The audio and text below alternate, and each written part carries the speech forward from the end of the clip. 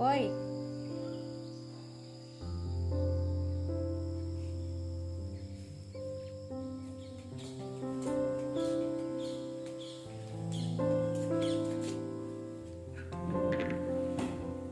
ಒಬ್ಬಳಿಗೂ ಇದಾಳ್ ಕಣೆ ನಮ್ಮನೆಗೆ ಅವ್ರು ಊರಿಗೆ ಹೋದಾಗೆಲ್ಲ ಹೇಳ್ಬೇಡ್ರಿ ಅಮ್ಮ.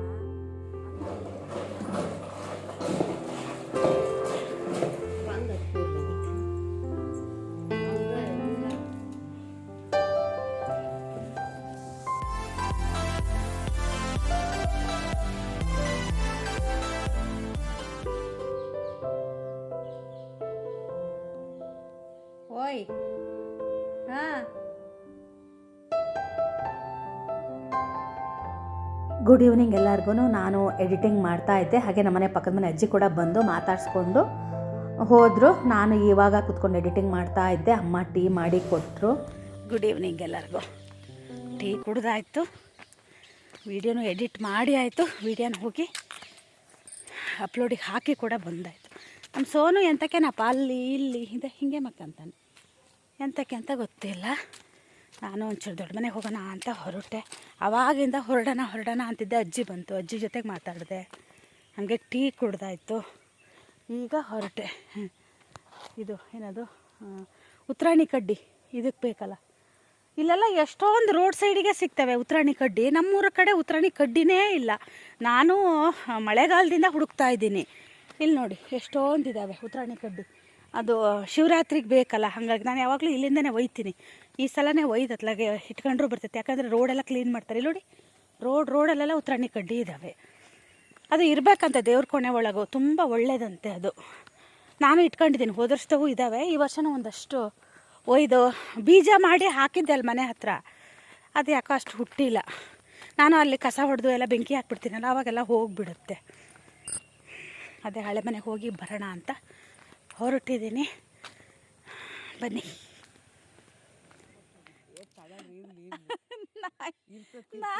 ನಾಯಿ ಎಸ್ಕೇಪ್ ಮಾಡಕ್ಕೆ ತಗೋಬರ್ರಿ ಹಾಗಾರ, ಇರ್ತೀನಿ. ಹಾಂ,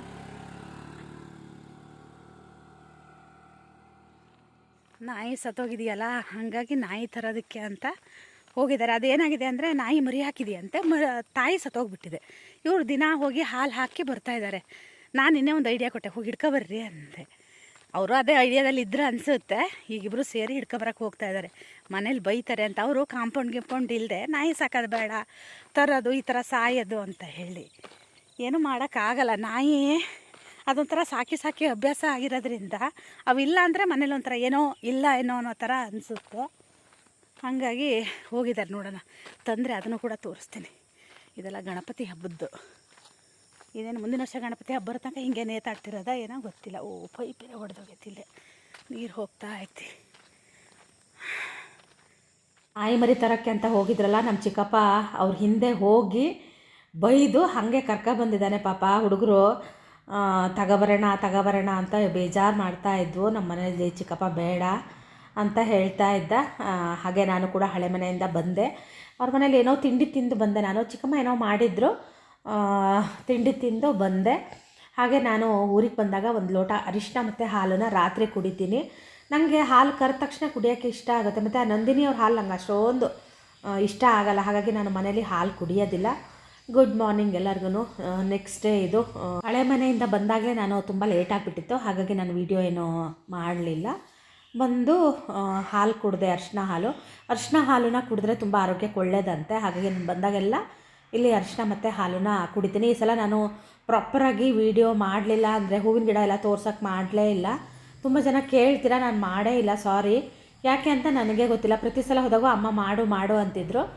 ಯಾಕೋ ಗೊತ್ತಿಲ್ಲ, ಈ ಸಲ ನಾನೊಂದು ಸ್ವಲ್ಪ ಮಾತ್ರ ಮಾಡಿಕೊಂಡೆ. ಮತ್ತು ತುಂಬ ಹೆಲ್ದಿಯಾಗಿ ಕೂಡ ಇಲ್ಲ ಗಿಡಗಳು.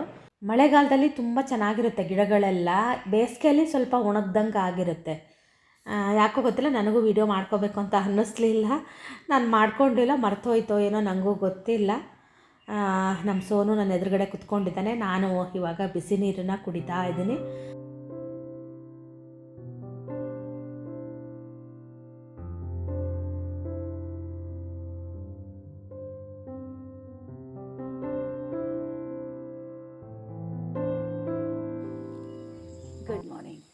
Welcome back to the channel Krupa Malnad. ನಾನು ಕೃಪಾ.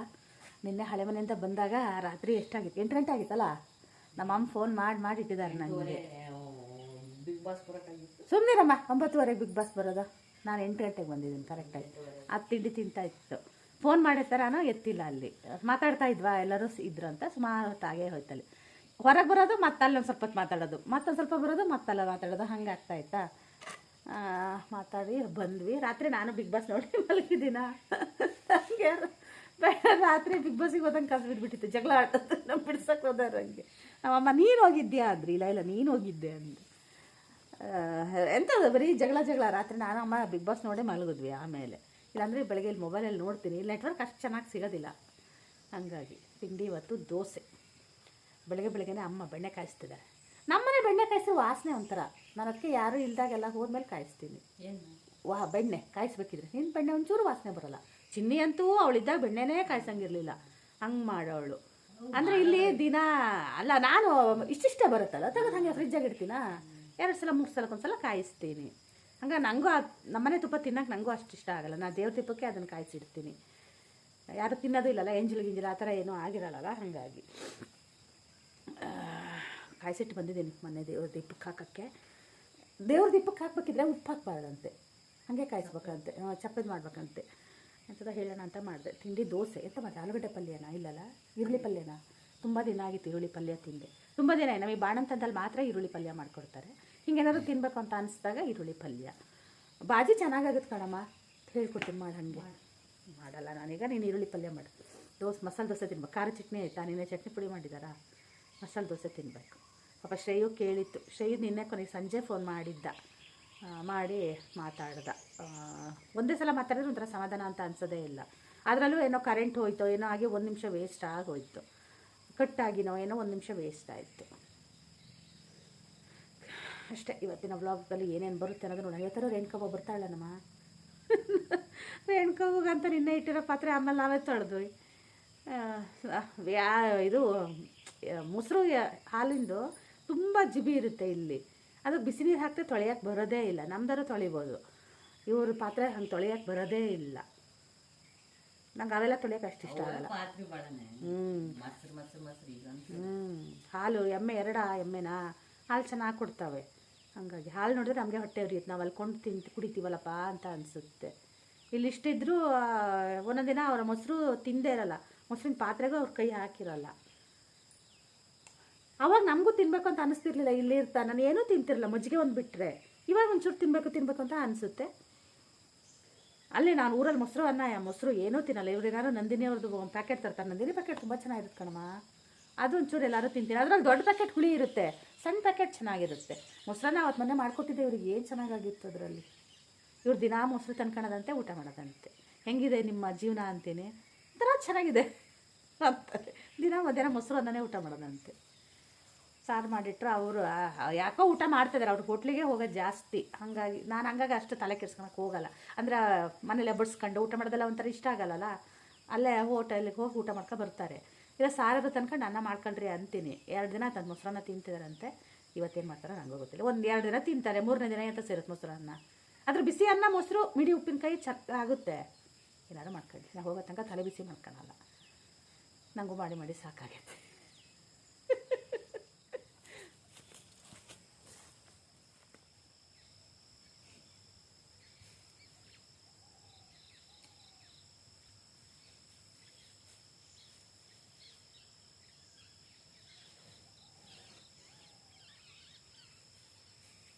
ಹಳ್ಳಿಗಳಲ್ಲಿ ಇಷ್ಟ ಆಗೋದಂದರೆ ಇದು ತರಕಾರಿಗಳನ್ನ 90% ಬೆಳ್ಕೊತಾರೆ ಎಲ್ಲರೂ ಮನೆ ಹಿತ್ತಲಲ್ಲಿ. ನಮ್ಮಮ್ಮನೂ ಅಷ್ಟೇ ಎಷ್ಟೊಂದು ಮೆಣಸಿನ ಗಿಡಗೆಲ್ಲ ಹಾಕ್ಕೊಂಡಿದ್ದಾರೆ. ಮೆಣಸಿನಕಾಯಿ ಕೊಯ್ಕೊಂಡು ಬಾ ಅಂತ ಹೇಳಿದ್ರು. ಹಾಗಾಗಿ ಮೆಣಸಿನಕಾಯಿನ ನಾನು ಕೊಯ್ತಾ ಇದ್ದೀನಿ.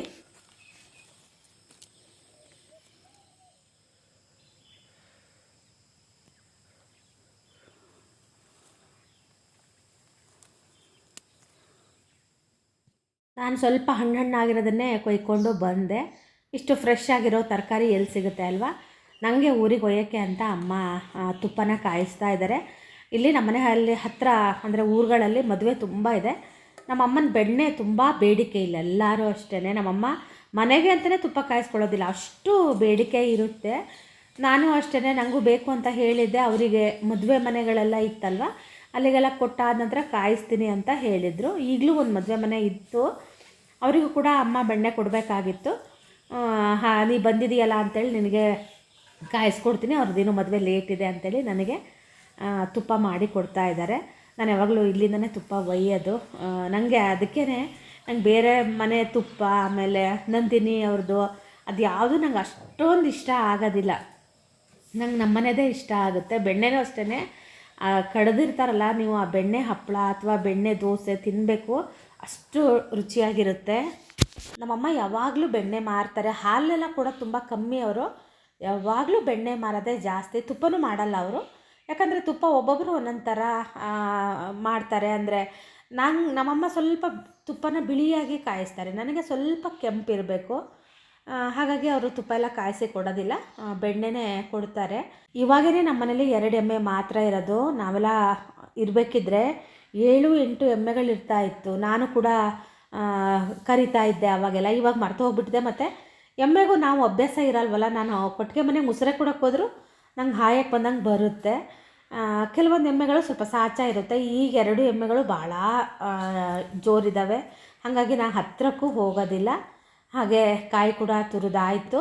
ನಾನು ಬೆಳಗ್ಗೆ ಮಾತ್ರೆ ತಿಂತೀನಲ್ವ ಸ್ಕಿನ್ ಅಲರ್ಜಿಗೆ, ಅದಕ್ಕೆ ನಾನು 1 ಗಂಟೆ ಬಿಟ್ಟು ಟೀನ ಕುಡಿಯೋದ್ರಿಂದ ಸ್ವಲ್ಪ ಲೇಟಾಗಿ ಕುಡಿತೀನಿ ಅಂತ ಹೇಳಿ ಟೀನ ಅಮ್ಮ ಲೇಟಾಗಿ ಮಾಡ್ತಾಯಿದ್ದಾರೆ. ಹಾಗೆ ನಂಗೆ ಯಾರೋ ಒಬ್ರು ಕಮೆಂಟಲ್ಲಿ ಹಾಕಿದ್ರು, ಕೊಬ್ಬರಿ ಎಣ್ಣೆ ಬಿಟ್ಟು ನೋಡೋಣ ಅಂತ ಹೇಳಿದ್ರು. ಇಲ್ಲ, ಇವಾಗ ಸ್ವಲ್ಪ ಕಡಿಮೆ ಆಗಿದೆ, ನೋಡೋಣ ಏನಾಗುತ್ತೆ ಅಂತ. ಇದು ಕೆನೆ ತುಪ್ಪ. ನಾನು ಬಂದಾಗೆಲ್ಲ ಇಲ್ಲಿ ಅಮ್ಮನ ಹತ್ರ ಕೆನೆ ತುಪ್ಪನ ಮಾಡಿಸ್ಕೊತೀನಿ. ಏನಿಲ್ಲ, ಹಾಲಿನ ಮೇಲೇ ಕೆನೆ ಮತ್ತು ಸ್ವಲ್ಪ ಉಪ್ಪು ಹಾಕಿ ಚೆನ್ನಾಗಿ ಕುದಿಸಿದ್ರೆ ಸೈ ಅಷ್ಟೇ. ಅದೊಂಥರ ವಿಚಿತ್ರವಾಗಿರೋ ಟೇಸ್ಟ್ ಇರುತ್ತೆ, ನಮಗೆಲ್ಲ ಅದು ಇಷ್ಟ ಆಗುತ್ತೆ. ನಮ್ಮಲ್ಲಿ ಮಂಗಳವಾರ ದಿನ ಅವಾಗೆಲ್ಲ ಮಜ್ಜಿಗೆ ಕಡಿತಿರಲಿಲ್ಲ, ಆವಾಗ ಸೋಮವಾರದಿಂದ ನಾವು ಹೆಪ್ಪು ಹಾಕ್ತಿರ್ಲಿಲ್ಲ. ಆವಾಗ ನಮ್ಮ ಹಳೆ ಮನೇಲಿ ಯಾವಾಗಲೂ ಕೆನೆ ತುಪ್ಪನ ಮಾಡ್ತಾಯಿದ್ರು. ನಮ್ಮಮ್ಮ ಏನು ಮಾಡ್ಕೊಂಡು ತಿನ್ನಲ್ಲ ಅವರು. ನಾನು ಬಂದಾಗೆಲ್ಲ ನನಗೆ ಬೇಕು. ಊರಿಗೆ ಬಂದಾಗ ನನಗೆ ಏನೇನು ಇಷ್ಟನೋ ಅದೆಲ್ಲದನ್ನು 1 ರೌಂಡ್ ಮಾಡಿಸ್ಕೊಂಡು ತಿಂದೆ ನಾನು ಹೋಗೋದು. ಈಗ ನಾನು ಮನೆಗೆ ಬಂದಾಗ ಮಕ್ಕಳು ನಾನು ಕೇಳ್ತೀನಲ್ವ, ಏನು ತಿಂಡಿ ಮಾಡಲಿ ನಾಳೆ ಅಂತ ಹೇಳಿ. ಹಾಗೆಯೇ ನಮ್ಮ ಅಮ್ಮನೂ ನನಗೆ ಕೇಳ್ತಿರ್ತಾರೆ, ಏನು ಮಾಡಲಿ ಅಂತ. ಈ ಥರ ಕೆನೆ ತುಪ್ಪನ ಕಾಯಿಸ್ತಾ ಇದ್ದೀವಿ. ಇದು ಅಮ್ಮ ಈರುಳ್ಳಿ ಪಲ್ಯ ಮಾಡಿದರು. ನಾನೊಂದು ಸ್ವಲ್ಪ ವೀಡಿಯೋನ ಎಡಿಟ್ ಮಾಡಿಕೊಂಡೆ ಕೂತ್ಕೊಂಡು, ಯಾಕಂದರೆ ತಮ್ಮ ಇದ್ದಾನೆ, ಹೋಗಿ ವೀಡಿಯೋನ ಅಪ್ಲೋಡ್ ಮಾಡಿ ಬರೋದಕ್ಕಾಗುತ್ತೆ ಅಂತ ಹೇಳಿ. ಊರಲ್ಲಾದರೆ ನನಗೆ ಬೆಳಗ್ಗೆ ಟೈಮ್ ಸಿಗೋದಿಲ್ಲ, ಇಲ್ಲಿದ್ದಾಗ ನನಗೆ ಯಾವ ಟೈಮಲ್ಲೂ ಬೇಕಾದರೂ ಎಡಿಟಿಂಗ್ ಮಾಡ್ಕೋಬೋದಲ್ವ. ಹಾಗಾಗಿ ನಾನು ಸ್ವಲ್ಪ ಎಡಿಟಿಂಗ್ ಮಾಡಿಕೊಂಡೆ. ಹಾಗೆ ಅಮ್ಮ ತಮ್ಮಂಗೆ ತಿಂಡಿ ಕೊಡ್ತಾಯಿದ್ರು. ಅವ್ನು ತಿಂಡಿ ಆದ ನಂತರ ಈಗ ನಾನು ಕೂಡ ತಿಂಡಿನ ತಿಂತಾಯಿದ್ದೀನಿ. ಇಲ್ಲಿ ಬಂದ್ರಷ್ಟೇ ನಮಗೆಲ್ಲ ಬಿಸಿ ಬಿಸಿ ದೋಸೆ, ಬಿಸಿ ರೊಟ್ಟಿ ಎಲ್ಲ ಸಿಗೋದು. ಊರಲ್ಲಿದ್ದಾಗ ನನಗಿಷ್ಟು ಯಾರೂ ಉಪಚಾರ ಮಾಡೋರು ಇರೋದಿಲ್ಲ. ನಮ್ಮ ಮನೆಯವ್ರಿಗೆ ಏನಾರು ದೋಸೆ ಹೊಯ್ಕೊಡ್ರಿ ಅಂದರೆ ಪಾಪ ಹೊಯ್ತಾರೆ, ಆದರೆ ಅಷ್ಟೊಂದು ಚೆನ್ನಾಗಿ ಬರೋದಿಲ್ಲ. ಹಾಗಾಗಿ ನಾನೇ ಹೊಯ್ಕೊಳ್ಳೋದು, ನಾನೇ ತಿನ್ನೋದು ಆಗುತ್ತೆ. ಅಮ್ಮ ನಂಗೆ ಹೊಯ್ಕೊಡ್ತಾಯಿದ್ರು, ನಾನು ತಿಂತಾಯಿದ್ದೆ. ನಾನು ಯಾವಾಗಲೂ 1 ಇಲ್ಲ 2 ದೋಸೆ ತಿನ್ನೋಳು. ಇವತ್ತು 3 ದೋಸೆ ತಿಂದು ಮಧ್ಯಾಹ್ನದ ತನಕ ನನಗೆ ಏನು ಆಗ್ತಾಯಿದೆ ಅನ್ನೋದೇ ಗೊತ್ತಿಲ್ಲ. ನಾನು ಊಟ ತಿಂಡಿ ತುಂಬ ಕಮ್ಮಿ ಮಾಡೋದಕ್ಕೆ, ಸ್ವಲ್ಪ ಜಾಸ್ತಿ ಮಾಡಿದ್ರೂ ನನಗೆ ತಡ್ಕೊಳಕ್ಕೆ ಆಗೋದಿಲ್ಲ, ಹಾಗಾಗುತ್ತೆ. ಆವಾಗೆಲ್ಲ ಎಷ್ಟು ತಿಂದು ಏನೋ ಜಯಿಸ್ಕೊತಾ ಇದ್ವಿ. ಇವಾಗ ಸ್ವಲ್ಪ ತಿಂದ್ರೂ ಹೊಟ್ಟೆ ಒಂಥರ ಭಾರ ಅನಿಸುತ್ತೆ.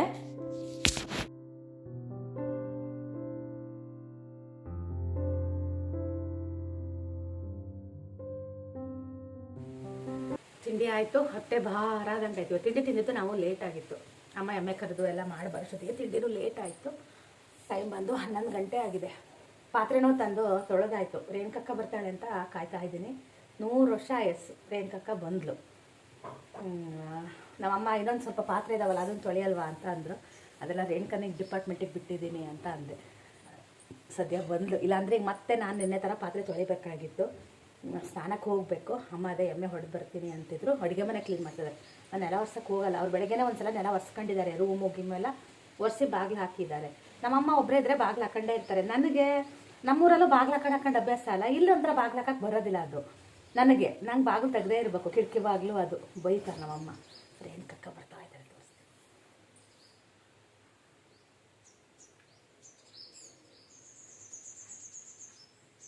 ರೇಣುಕಕ್ಕ ಏನಿಲ್ಲ, ಹೇಳ್ಬೇಕು. ಅಮ್ಮಿನೂ ಎಮ್ಮೆ ಕಟ್ಟಿಲ್ಲ. ಇನ್ನೂ ಯಾಕೆ ಬರಲಿಲ್ಲ? ಯಾವ ಸಂಘ?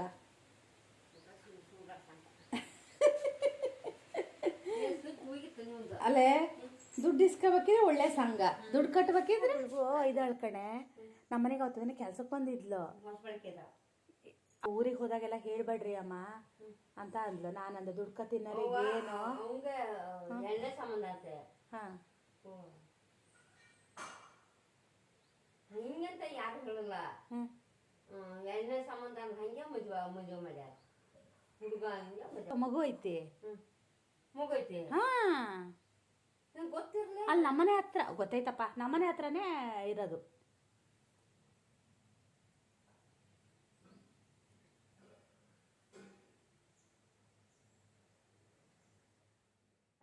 ರೇಣುಕಕ್ಕ ನಾನು ಸೇರಿ ಒಂದು ಸ್ವಲ್ಪ ಹೊತ್ತು ಗಾಸಿಪ್ ಮಾಡಿದ್ವಿ. ಆಮೇಲೆ ನಾನು ಪಾತ್ರೆ ಏನು ತೊಳೆಯೋಕ್ಕೆ ಹೋಗಲಿಲ್ಲ.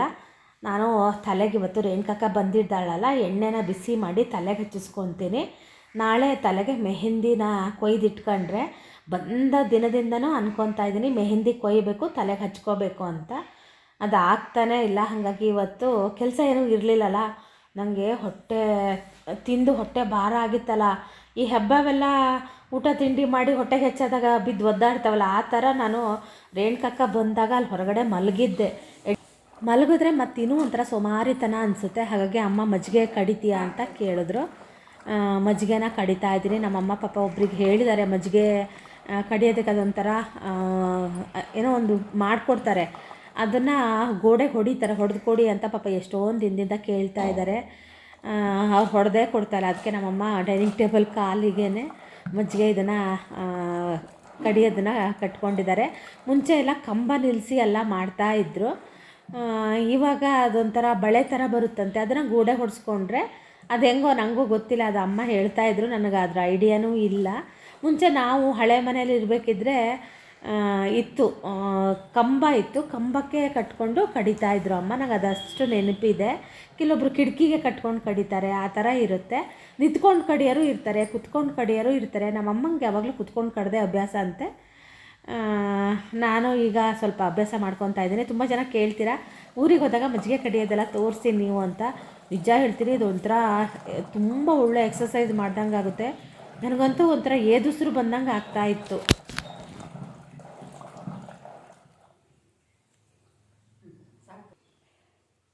ಬಂದಿತ್ತಲ್ಲ,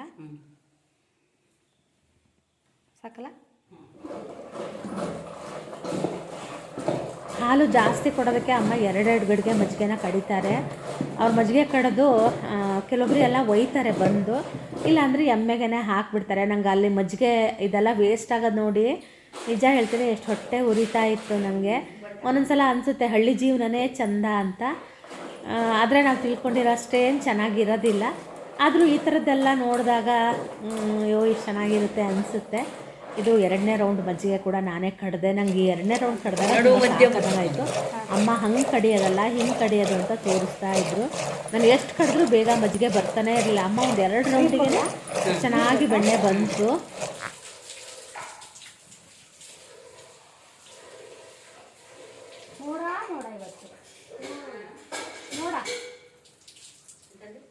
ಮೋಡ ಮಳೆ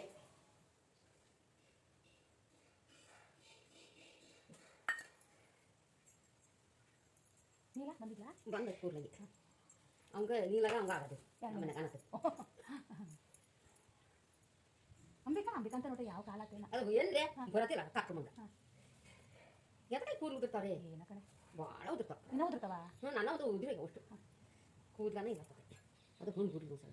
ನನ್ನಷ್ಟೇ ಬಣ್ಣಾಗ್ಯಾವ ನಾವು ನಾವು ನೋಡೋದಕ್ಕೆ ಬಣ್ಣಾಗ್ಯಾವ ಬೇಕಿಲ್ಲ ಎಣ್ಣೆ ನೀರು ನೀವು ತಗೊಬ್ರಿ ನಾವು ಯಾಕದು ಹಾಕದ ಮತ್ತೆ ಬಾವಿ ನೀರು ಬರ್ತೀನಿ ನಮಗೆ ಬೋರ್ ನೀರ ಅದೇ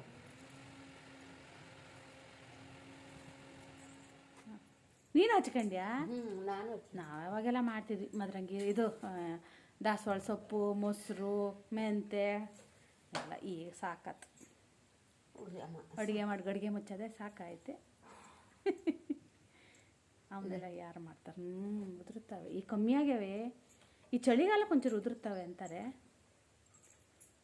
ನೋಡ್ಬೇಕು. ಈರುಳ್ಳಿ, ಶುಂಠಿ, ಮೆಣಸಿನ್ಕಾಳು, ಸ್ವಲ್ಪ ಸಾಸಿವೆ ಬುತ್ತಿ ಮಾಡೋದಕ್ಕೆ, ಇನ್ನೊಂದು ಸ್ವಲ್ಪ ಬೆಳ್ಳುಳ್ಳಿ, ಒಂದು ಏಲಕ್ಕಿನ ಹಾಕಬೇಕು. ಸಣ್ಣಗೆ ಸಣ್ಣ ಸಾಕು ಸಾಕು. ಒಂದು 4 ಕಾಲಷ್ಟು ಏಲಕ್ಕಿ. ಆಮೇಲೆ ಬೆಳ್ಳುಳ್ಳಿ ಇನ್ನೊಂಚೂರು ಬೇಕು, ಇಷ್ಟೇ ಅಲ್ಲ? ಕರಿಬೇವು ಹಾಕಬೇಕಲ್ಲ, ಇದ್ದರೆ ಕರಿಬೇವು ಹಾಕಲ್ವಾ? ಇದಕ್ಕೆ ಬೇಡ ಅಂತೆ. ನಾನೊಂಚೂರು ಹಾಕ್ತಿದ್ದೆ ಕರಿಬೇವನ್ನ. ಇದೊಂಥರ ಟ್ರೆಡಿಷ್ನಲ್ ರೆಸಿಪಿ, ಹಬ್ಬಗಳಲ್ಲೆಲ್ಲ ಮಾಡ್ತಾರಲ್ವಾ, ಆ ಬುತ್ತಿ ಮಾಡೋದನ್ನು ತೋರಿಸ್ತೀನಿ ಇವತ್ತು. ಬಿಸಿ ಬಿಸಿ ತಳಿ ಇನ್ನೊಂದು ಸ್ವಲ್ಪ ಇದನ್ನು ಹಾಕಿ ಒಂದು 3 ಹೆಸರಷ್ಟು ಬೆಳ್ಳುಳ್ಳಿ ಹಾಕಿದೆ. ಚೂರು ನೀರು ಹಾಕಿ ಇದನ್ನು ನುಣ್ಣಗೆ ಮಿಕ್ಸಿ ಮಾಡ್ಕೋಬೇಕು.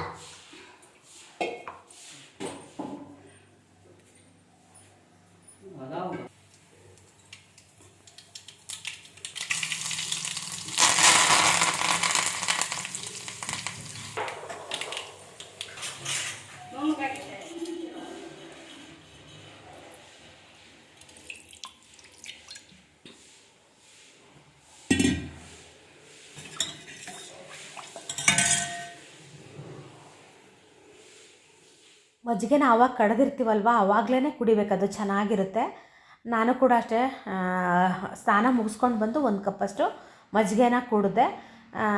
ಈಗ ಅಮ್ಮ ಬುತ್ತಿ ಮಾಡೋದನ್ನು ತೋರಿಸ್ತಾ ಇದ್ದಾರೆ. ಅನ್ನ ಫುಲ್ ಮೆತ್ತಗೆ ಆಗಬೇಕು, ಅಂದರೆ ಸ್ವಲ್ಪ ಮೆತ್ತಗೆ ಮಾಡ್ಕೋಬೇಕು. ಕೈಯಲ್ಲಿ ಈ ಥರ ಚೆನ್ನಾಗಿ ಇದನ್ನು ಗಿವ್ಚ್ಕೋಬೇಕು, ಆವಾಗಲೇ ಬುತ್ತಿ ಚೆನ್ನಾಗಿ ಆಗೋದು. ತುಂಬ ಬಿಸಿ ಇತ್ತು, ಹಾಗಾಗಿ ಅಮ್ಮ ಚಮಚದಲ್ಲಿ ಅದನ್ನು ಕಲಿಸ್ತಾ ಇದ್ದಾರೆ. ನಾನು ಒಗ್ಗರಣೆನ ಕಾಯಿಸಿಟ್ಟಿದ್ದೀನಿ. ಬರೀ ಬೆಳ್ಳುಳ್ಳಿ, ಸಾಸಿವೆ ಆಮೇಲೆ ಕರಿಬೇವನ್ನ ಹಾಕಿ ಒಗ್ಗರಣೆನ ಕಾಯಿಸಿಟ್ಕೊಂಡಿದ್ದಾರೆ. ಒಂದೊಂದು ಸಲ ಒಗ್ಗರಣೆಯಲ್ಲಿ ನಾನು ರುಬ್ಬಿರೋ ಮಿಶ್ರಣನೂ ಹಾಕಿ ಮಾಡ್ತಾರೆ, ಆದರೆ ಅಮ್ಮ ಇದೇ ಥರ ಚೆನ್ನಾಗಾಗುತ್ತೆ ಅಂತ ಹೇಳಿದ್ರು. ಆಮೇಲೆ ಅದು ರುಬ್ಬಿರೋ ಶುಂಠಿ ಬೆಳ್ಳುಳ್ಳಿ ಎಲ್ಲ ಇರುತ್ತಲ್ವ, ಆ ಒಗ್ಗರಣೆನ ಎಲ್ಲ ಅನ್ನಕ್ಕೆ ಹಾಕಿಬಿಟ್ಟು ಇದಕ್ಕೆ ಸ್ವಲ್ಪ ಹಾಲು ಜಾಸ್ತಿ ಹಾಕಬೇಕು, ಚೆನ್ನಾಗಿರುತ್ತೆ. ಮೊಸರು ಸ್ವಲ್ಪ ಕಮ್ಮಿ ಹಾಕಬೇಕು, ಹುಳಿ ಆಗುತ್ತೆ ಅಂತೇಳಿ. ಯಾಕೆ ಅಂದರೆ ಹಬ್ಬದ ಟೈಮಲ್ಲೆಲ್ಲ ಬೆಳಗ್ಗೆನೇ ಮಾಡಿರ್ತಾರಲ್ವ, ಮಧ್ಯಾಹ್ನ ಊಟ ಮಾಡೋಷ್ಟೊತ್ತಿಗೆ ಹುಳಿ ಆಗಿಬಿಡುತ್ತೆ ಅಂತ ಆ ಥರ ಮಾಡ್ತಾರೆ. ಆದರೆ ರುಚಿ ಕೂಡ ಅದೇ ಚೆನ್ನಾಗಿರುತ್ತೆ. ಹಾಗಾಗಿ ನಾವು ಕೂಡ ಫಸ್ಟ್ ಹಾಲು ಹಾಕಿದ್ವಿ, ಆಮೇಲೆ ಮೊಸರು ನಾನು ಎಷ್ಟು ಬೇಕೋ ಅಷ್ಟು ಸ್ವಲ್ಪ ಮಾತ್ರ ಹಾಕಿದೆ. ಆದರೆ ಇದು ಮಾಡಿದ ತಕ್ಷಣ ಉಂಡೆನ ಕಟ್ಟಬಾರ್ದು, ಒಂದು ಸ್ವಲ್ಪ ಹೊತ್ತು ಅದು ಸೆಟ್ ಆಗೋದಕ್ಕೆ ಬಿಡಬೇಕು. ಬಿಟ್ಟ ನಂತರ ಅದು ಉಂಡೆನ ಕಟ್ಟಿದರೆ ಚೆನ್ನಾಗಾಗುತ್ತೆ, ಬುತ್ತಿ ಉಂಡೆ ಅಂತಲೂ ಹೇಳ್ತಾರೆ. ಆದರೆ ನನಗೆ ತಣ್ಣಗಾದ್ಮೇಲೆ ತಿನ್ನೋಕೆ ಅಷ್ಟು ಇಷ್ಟ ಆಗೋಲ್ಲ, ಹಾಗಾಗಿ ನಾನು ಸ್ವಲ್ಪ ಬಿಸಿ ಬಿಸಿ ಇದನ್ನೇ ಇಷ್ಟಪಡ್ತೀನಿ. ಆನಂತರ ಸಣ್ಣದಾಗಿ ಹೆಚ್ಚಿರೋ ಹಸಿ ಈರುಳ್ಳಿನ ಹಾಕಿದ್ದಾರೆ. ಒಗ್ಗರಣೆಗೆ ಒಂದೆರಡು ಒಣಮೆಣಸನ್ನು ಹಾಕಿ, ಒಣಮೆಣಸು ಇರಲಿಲ್ಲ ಅಂತ ಅಮ್ಮನ ಹತ್ರ, ಹಾಗಾಗಿ ನಾವು ಒಣಮೆಣಸು ಹಾಕಿಲ್ಲ. ನಾನು ಮಾಡಿದ ತಕ್ಷಣ ಬುತ್ತಿ ಉಂಡೆನ ಕಟ್ಟಿಸಿದೆ, ಆದರೆ ಅದು ಶೇಪ್ ಬಂದಿಲ್ಲ ನೋಡಿ, ಅದು ಸ್ವಲ್ಪ ಮೆತ್ತಗಿತ್ತು. ಒಂದು ಸ್ವಲ್ಪ ಹೊತ್ತಾದ ನಂತರ ತುಂಬ ಚೆನ್ನಾಗಿ ಶೇಪು ಕೂಡ ಬರುತ್ತೆ. ಇದೊಂಥರ ಟ್ರೆಡಿಷ್ನಲ್ ರೆಸಿಪಿ. ಇದ್ರ ಜೊತೆಗೆ ಮಜ್ಜಿಗೆ ಮೆಣಸು ಆಮೇಲೆ ಸೆಂಡ್ಗೆಲ್ಲ ಕರೆದ್ರೆ ಚೆನ್ನಾಗಿರುತ್ತೆ. ನಮ್ಮಲ್ಲಿ ಖಾರದ ಚಟ್ನಿ ಮಾಡ್ತಾರೆ, ಆಮೇಲೆ ಚಟ್ನಿ ಪುಡಿ ಇರುತ್ತೆ, ಅದನ್ನು ಹಚ್ಕೊಂಡು ತಿನ್ನೋಂಥದ್ದು ತುಂಬ ಚೆನ್ನಾಗಿರುತ್ತೆ. ಇದನ್ನು ಒಂದು ಸಲ ಟ್ರೈ ಮಾಡಿ. ನಮ್ಮಲ್ಲಿ ಹಬ್ಬದಲ್ಲಿ ಈ ಅಡುಗೆ ಆಗಲೇಬೇಕು. ಹಾಗೆಯೇ ಇವತ್ತಿನ ಹಳ್ಳಿ ವಿಡಿಯೋನ ನಾನು ಇಲ್ಲಿಗೆ ಮುಗಿಸ್ತಾ ಇದ್ದೀನಿ. ನಾಳೆ ಒಂದು ಹೊಸ ವಿಡಿಯೋದ ಜೊತೆ ಬರ್ತೀನಿ. ಅಲ್ಲಿ ತನಕ ಬಾಯ್.